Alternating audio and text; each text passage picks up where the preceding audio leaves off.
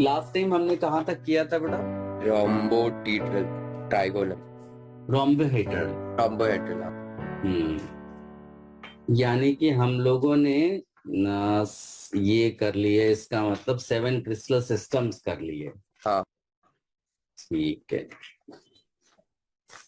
इसीलिए मैं ये फटाफट सब फिनिश करके, ताकि हम लोग प्रॉब्लम्स का डिस्कशन करें, यही सब करें। तो जो कुछ करके आ रहे हो, डाउट्स का डिस्कशन चल रहा है, ये सब बड़ा तो जरूरी है। वही सब अप्रैल में वैसे ही क्लासेस मेन, रहेगा। वही सब मेन करना हाँ ठीक है, है शॉर्ट। ना? क्योंकि उसी के बेसिस पे ही जजमेंट आएगा कि कितना अपने को आ रहा है, कितना नहीं आ रहा है। ऐसे तो बहुत सारी चीज चलती रहेंगी। चलो, तो अब ये 7 क्रिस्टल सिस्टम्स हैं, इनको हम फर्दर डिवाइड कर देते हैं। आप ऐसे लिखो, 7 crystal systems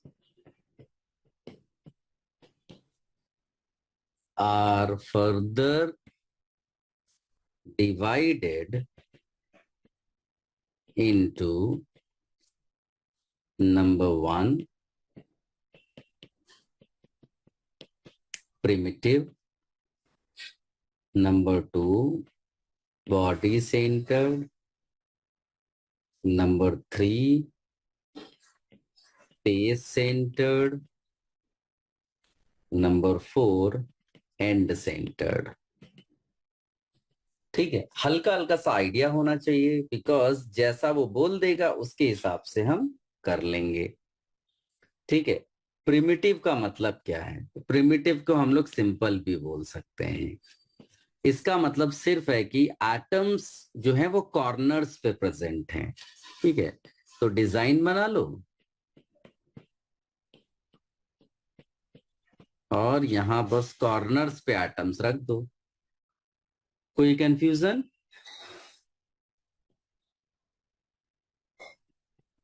बॉडी सेंटर्ड पे क्या करना है कि कॉर्नर्स तो लेने ही हैं और साथ में एक बॉडी सेंटर पे रख देना है। अगर तुम्हें डाउट है इस चीज का, तो सबसे पहले क्यूब, क्योंकि अपने सिलेबस में हमें क्यूब ही मेनली पढ़ना है, तो क्यूब के पॉइंट ऑफ से बात कर लेते हैं। तो इसमें ये लिख दो कि इसमें 8 कॉर्नर्स होते हैं। ठीक है, किसी में काउंटिंग में प्रॉब्लम है तो बता दो। 6 होते हैं फेस सेंटर्स। देन 1 होता है बॉडी सेंटर। देन 12 होते हैं एजेस। देन 12 होते हैं एज सेंटर्स।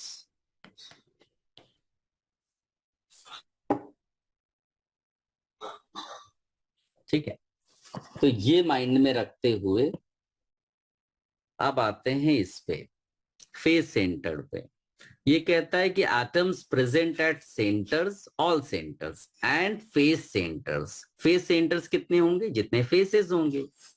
क्यूब में कितने फेसेस थे? 6 फेसेस हैं, तो हम यहां पर 6 फेस सेंटर्स रख देंगे एटम्स। और उसके अलावा कॉर्नर पे तो कह ही रहा है। ठीक है, एंड सेंटर्ड मोस्टली हमें नहीं ही करना है, लेकिन अगर एंड सेंटर्ड आया तो जो एटम्स होंगे वो कॉर्नर्स पर प्रेजेंट होंगे और 2 अपोजिट फेस सेंटर्स पे। एटम्स, कुछ भी लिखने में आपको इश्यू हो तो बता देना बेटा। एटम्स, अरे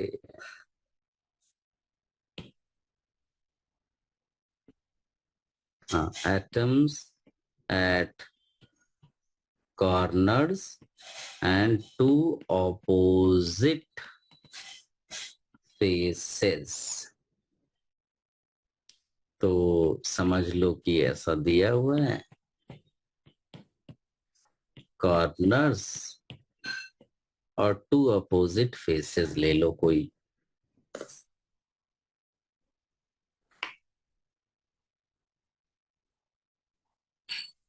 यहां तक लिख लो तो बताओ।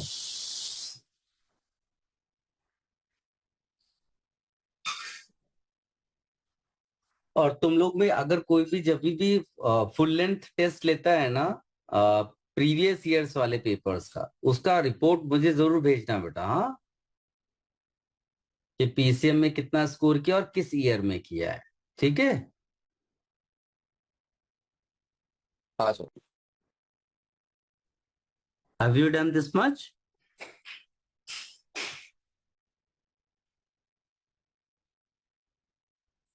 Yes sir.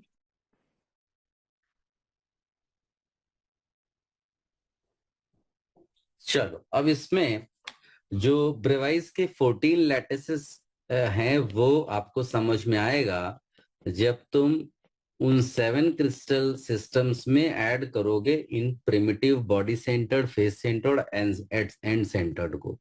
जैसे if I talk about cubic वाला, तो क्यूबिक में अगर हम ब्रेवाइज लैटिस की बात करेंगे तो एक तो सिंपल होता है और एक होता है बॉडी सेंटर्ड और एक होता है फेस सेंटर्ड। यानी कितने आ गए इसमें? 3। फिर दूसरा ऑर्थोरोम्बिक। ऑर्थोरोम्बिक में सिंपल रहने वाला है,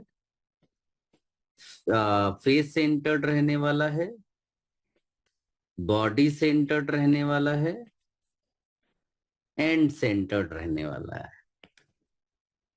सो हाउ मेनी? 4। फिर तीसरे नंबर पे आते हैं टेट्रागोनल। ये प्रिमिटिव यानी सिंपल, बॉडी सेंटर्ड यानी कि 2। फिर इसके बाद मोनोक्लिनिक। ये तुम लोग प्रेडिक्ट नहीं कर सकते, ऐसा नेचर में मिलता है, ये हमको लिखना है। प्रिमिटिव यानी सिंपल और एंड सेंटर्ड। कितने हो गए? 2। अब इसके अलावा जो ट्राई क्लिनिक है या फिर हेक्सागोनल है या फिर रोम्बोहेड्रल है, इन सब में सिर्फ प्रिमिटिव मिलता है यानी सिंपल वाला।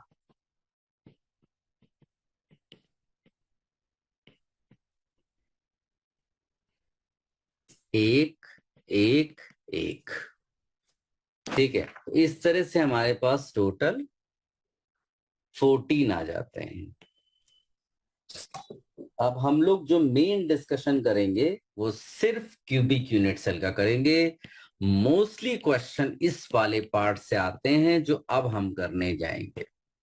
इसके पहला थ्योरेटिकल है, लिख कर रखते हैं कि भाई एडवांस जैसे एग्जाम में वो इधर उधर से पूछ सकता है, बट जो बाकी एग्जाम है जो जैसे बिट साइड वगैरह में भी, तो इस पार्ट से ही क्वेश्चन पूछेंगे जो हम करने वाले हैं। चलो, अब सबसे पहला काम इसमें करने वाले हम लोग contribution of different atoms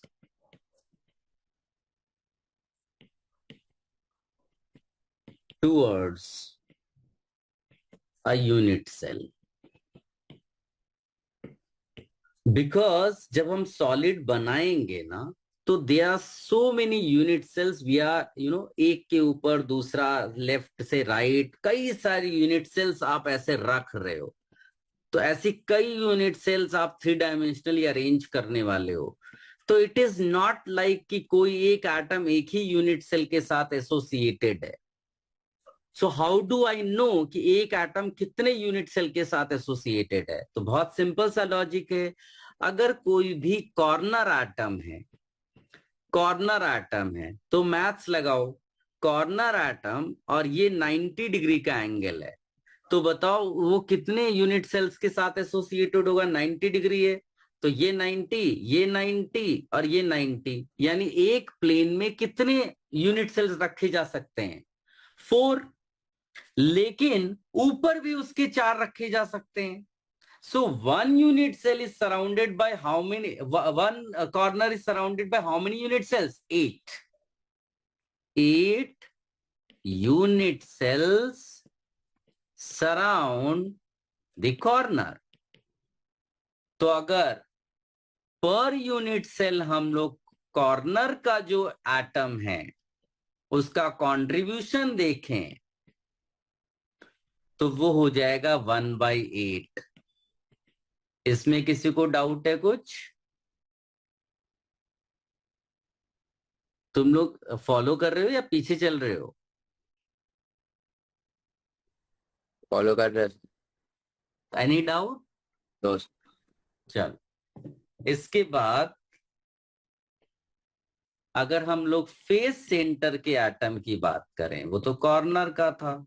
face centre, तो फेस सेंटर का मतलब होता है फेस के ऊपर सिर्फ एक फेस रखा जा सकता है। सो face centre atom is surrounded by 2 unit cells. तो contribution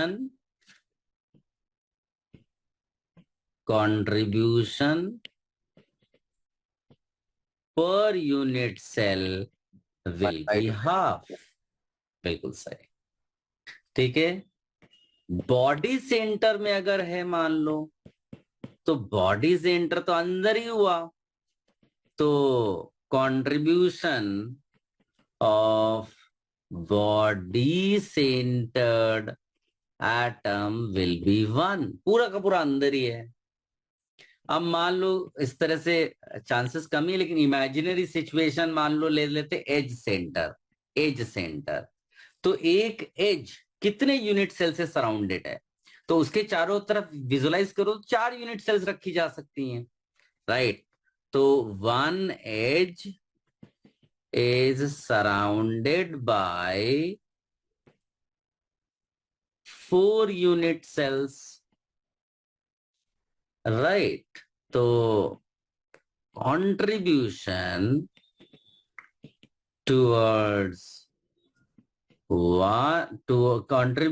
towards one unit cell will be 1/4.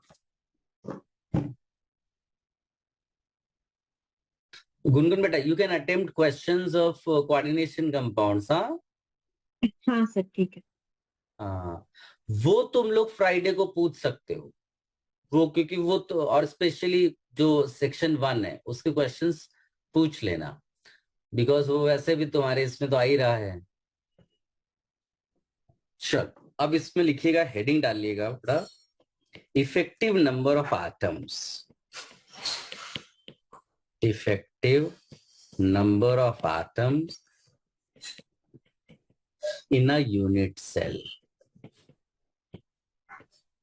Unit cell जो कि बेसिक रिपीटिंग यूनिट है। इफेक्टिव नंबर ऑफ एटम्स, पहले बात करेंगे हम लोग सिंपल क्यूबिक यूनिट सेल की। सिंपल क्यूबिक यूनिट सेल, जिसको हम लोग SC करके भी लिखते हैं।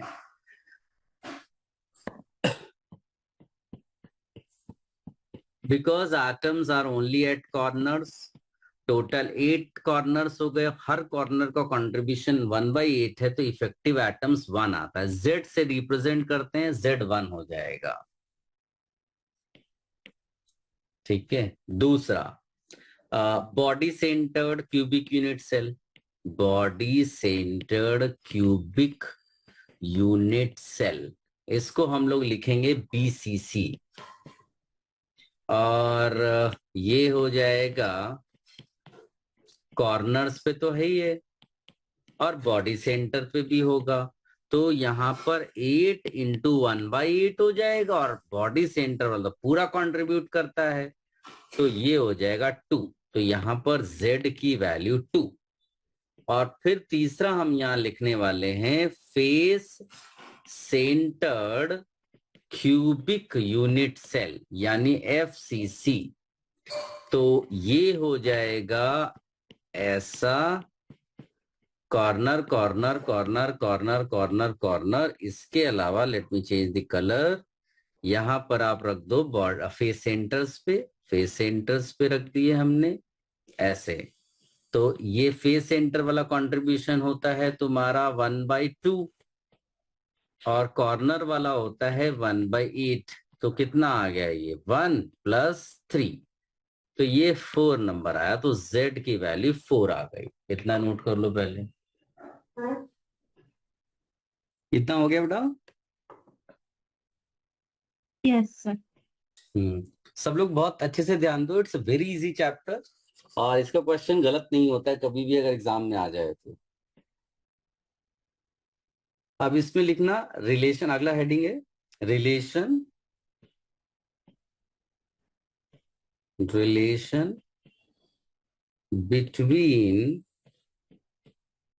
radius of the atom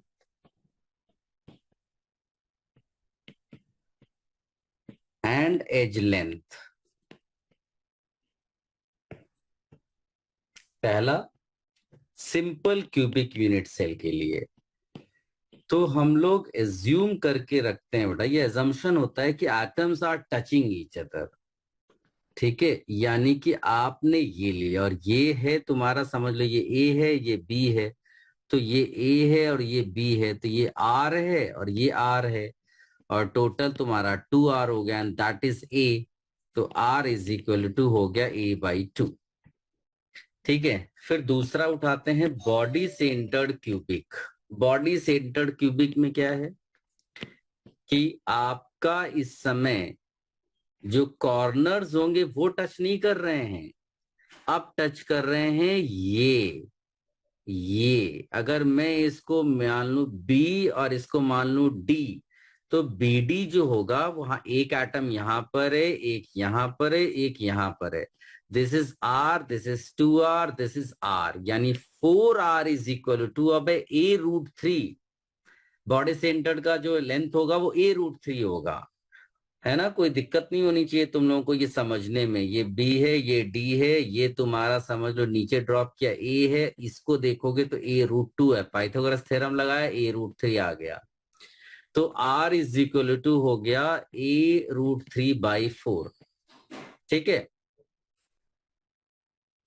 ये, और इसके बाद तीसरे नंबर पे हम लिखेंगे face centred cubic unit cell. Face centred cubic unit cell, तो इसमें ये टच करेंगे, याद रखना ये। तो अगर मैं इसको ए मान लूं, इसको ई मान लूं, तो ये ऐसा दिखेगा, आर है 2r है आर है। इस बार ये 4r जो है वो a√2 के बराबर है, तो r क्या होगा a/2√2। ठीक है, इसमें किसी में भी कोई कंफ्यूजन है तो पूछो, ये सब बहुत आसान है, इस चैप्टर का क्वेश्चन गलत होगा ही नहीं। वही डेंसिटी वगैरह के क्वेश्चंस मेनली आते हैं और थोड़ा बहुत डिफेक्ट से रिलेटेड थ्योरेटिकल क्वेश्चंस आते हैं, वरना ये तो चैप्टर आपका अगर आ गया एक भी क्वेश्चन तो आप डेफिनेटली कर दोगे एडवांस में। चलो अब इसमें एक हेडिंग डालना, पैकिंग फ्रैक्शन।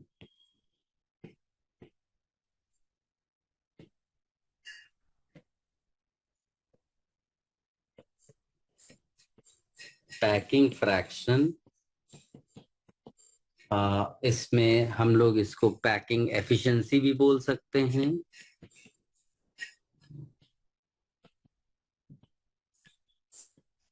फिर इसमें परसेंटेज पैकिंग करके भी बोल सकते हैं, बस 100 मल्टीप्लाई कर दिया, या फिर 100 से सब्ट्रैक्ट कर दो तो वॉइड पैकिंग, वॉइड आ जाएगा तुमको। ठीक है, अब इसमें कैसे निकालते हैं, देखो बहुत सिंपल है। पहले तो डेफिनेशन लिख लेते हैं इसकी, है ना, सिंपलेस्ट वे में। तो packing fraction is the fraction of volume of unit cell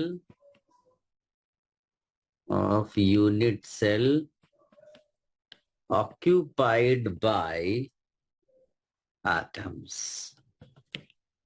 ठीक है, अभी जैसे मान लो कि आपके पास इफेक्टिव एटम्स जो हैं अभी इफेक्टिव एटम्स मैंने निकालना आपको सिखाया।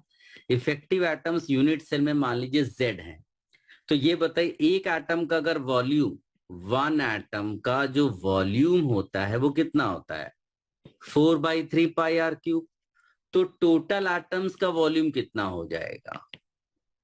टोटल जो एटम्स हैं उनका वॉल्यूम हो जाएगा Z इंटू 4/3πr³। और तुम्हारे पास जो यूनिट सेल है उसका वॉल्यूम कितना है? A³। अगर तुम क्यूब ले रहे हो इसको, है ना, तो तुम्हारा जो पैकिंग फ्रैक्शन होगा ऑफ यूनिट सेल वो क्या हो जाएगा? Volume occupied by atoms upon volume of unit cell, right? तो आप रख दो 4/3πr³ इंटू Z अपॉन यहां पर A³ लिख दो। तो हमारे पास जैसे सिंपल क्यूबिक है, सिंपल क्यूबिक, तो उसमें अपने को मालूम है कि R is equal to A/2 होता है। सब्स्टिट्यूट कर दो तो पैकिंग फ्रैक्शन तुम्हारा निकलेगा 1, Z की वैल्यू 1 होती है ना, 1 4/3πr, R की वैल्यू A/2 डाल दो, πr³ अपॉन A³, है ना। तो कितना आ जाएगा? 2 2 4 4 4 कैंसिल, एक 2 बच जाएगा, 6 हो जाएगा, π/6 आ गया। इसको निकालोगे तो 0.523 आएगा। तो परसेंटेज पैकिंग कितनी हो जाएगी? 52.3। और परसेंटेज वॉइड अगर पूछ लिया तो 100 से सब्ट्रैक्ट कर दो, राइट। दूसरा इसी तरह से बॉडी सेंटर्ड के लिए Z की वैल्यू कितनी है? 2 है। और R की वैल्यू कितनी थी? A√3/4 थी। इसको सब्स्टिट्यूट करोगे उसी फॉर्मूले में तो आएगा √3π/8, जो कि 0.68 है। तो अगर तुमसे परसेंटेज पैकिंग बोलेगा तो 68 बोल दोगे, परसेंटेज वॉइड बोलेगा तो 32 बोल दोगे। फिर इसी तरह से FCC यानी face centre cubic unit cell में क्या होगा? Z की वैल्यू यहाँ पर 4 है और R और A में रिलेशन क्या है? A√2/2 था ना, A/2 रूट नहीं, A क्या था? A/2√2 था, बिकॉज 4R वॉज A√2, है ना। इसको सब्स्टिट्यूट करो तो ये तुमको रट लेना है, मुझे भी याद है, π/3√2। इसको निकालोगे 0.74 आ जाएगा। तो यहाँ परसेंटेज पैकिंग कितनी आ जाएगी? 74%। और परसेंटेज वॉइड कितना आ जाएगा? सब्ट्रैक्ट कर दो 26। कॉपी कर लो बेटा इतना पहले। डन बेटा दिस मच? Yes, sir. चल अब इसमें हेडिंग डालिएगा density.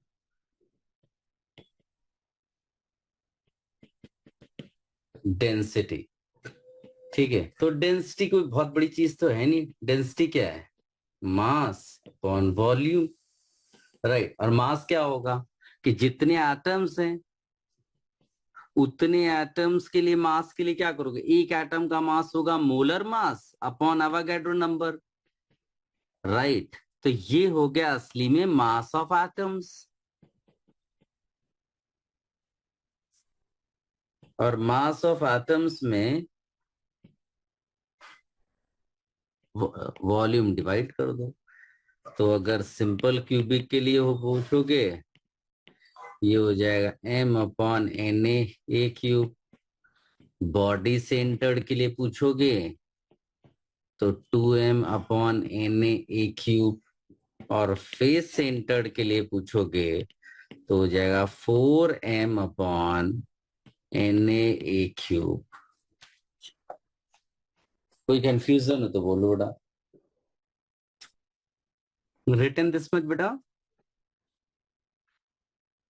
Yes, sir.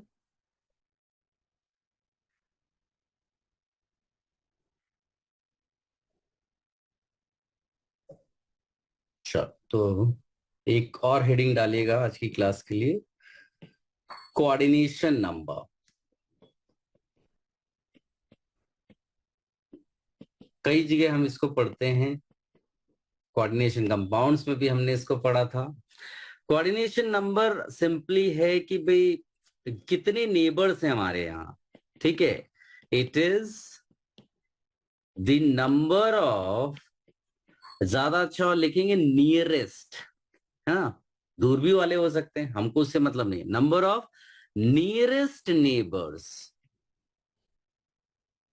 with which an atom is surrounded by is called coordination number. Actually coordination number होता है एटम का, लेकिन किसी भी यूनिट सेल में सारे एक जैसे ही एटम्स हैं समझ लो, तो कोऑर्डिनेशन नंबर वो उस यूनिट सेल का बन जाता है। जैसे कि अगर मैं तुमको बोलूं कि कोऑर्डिनेशन नंबर सिंपल क्यूबिक के लिए अगर निकालना है तो जो कॉर्नर है ना उसको एक्सटेंड कर दो तो ज्यादा अच्छे से विजुलाइज कर पाओगे। तो अगर यहाँ पर कॉर्नर है तो यहाँ भी एक एटम है, यहाँ भी एटम है, यहाँ एटम है, यहाँ एटम है, यहाँ एटम, जो कि ए डिस्टेंस पे है।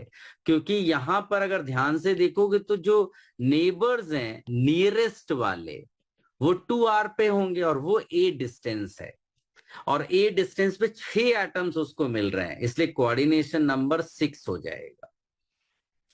बॉडी सेंटर्ड में जब यही देखोगे ना तो बेस्ट है कि आप बॉडी सेंटर वाले एटम को विजुलाइज करो।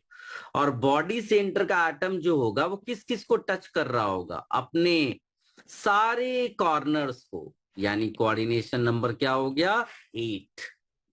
थर्ड, फेस सेंटर्ड वाले को देखो, तो फेस सेंटर्ड वाला डिफिकल्ट जरूर लग सकता है, लेकिन तुम अगर विजुलाइज करो, पहले तो कॉर्नर बना लो ये, और ये फेस सेंटर बना लो। इंपॉर्टेंट चीज है किसको टच करता है, ये करता है हर वो एटम जो कि ए बाई तुम्हारा आएगा समझ लो √2, क्योंकि तुम्हारा 4r है a √2, तो नियरेस्ट नेबर्स 2r डिस्टेंस पे होते हैं, तो कितना हो जाएगा a√2/2, यानी a/√2। तो a/√2 कहाँ कहाँ है, यहाँ है, यहाँ है, यहाँ। एक खास बात और है, अगर तुम इस कॉर्नर को इस फेस सेंटर को इस फेस सेंटर से ज्वाइन करोगे ना तो ये भी a/√2 डिस्टेंस है। अब तुम्हारे साथ क्या होगा कि यहां पर ये फेस चारों डायरेक्शन में तुमको मिलेगा, यानी 4 नीचे, 4 ऊपर और 4 प्लेन में, तो टोटल कितने हो गए 4 4 4। यहां कोऑर्डिनेशन नंबर आ जाएगा 12। समझे ना, बड़ी इंपॉर्टेंट चीज है कि तुम्हें डिस्टेंस पता होनी चाहिए a/√2 कहां पर है। अगर कंफ्यूजन है तो एक बार और सुन लो कि हमने जब ये बनाया, एक मिनट, जब हमने ये ड्रॉ किया तो हमारा जो फेस सेंटर है एक दूसरे फेस सेंटर से कितनी डिस्टेंस पे, तो इसके लिए यहां परपेंडिकुलर ड्रॉप कर दो तो ये हो जाएगा a/2, ये डाल दो a/2, तो ये डिस्टेंस कितनी आएगी, पाइथागोरस लगा दो, a/√2 ही आएगी। तो फेस सेंटर से फेस सेंटर की डिस्टेंस, फेस सेंटर से फेस सेंटर की डिस्टेंस एडजेसेंट वाले वो होती है a/√2, इसीलिए यहां पर 12 आ रहा है। इतना कॉपी कर लो आज के लिए। नेक्स्ट लेक्चर के लिए हेडिंग डाल देना बेटा, हेक्सागोनल क्लोज्ड पैक्ड, ऐसा करके हेक्सागोनल भी डाल दोगे चलेगा, वो तुम्हें समझा ही दूंगा। हेक्सागोनल करके डालकर रखना, ये कॉपी कर लिया हो तो फिर रेस्ट करो।